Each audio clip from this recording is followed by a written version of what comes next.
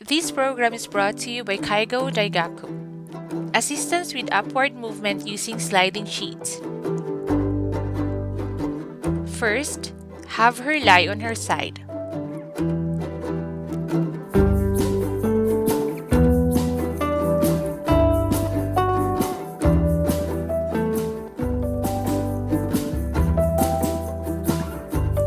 Next, fold the sliding sheet into two. The opening of the sheet should be facing her. It's only the upper side of the sheet that is folded in three. And place it behind her back. Have her turn to the other side.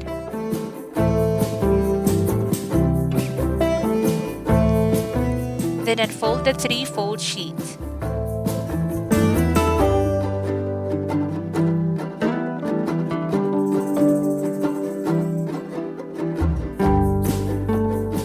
Have her lie on her back and draw her knees up. Ask her to raise her head and stretch her knees.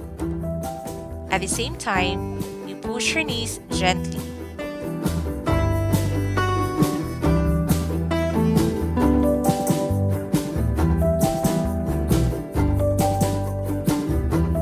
Pull the sheet out downward.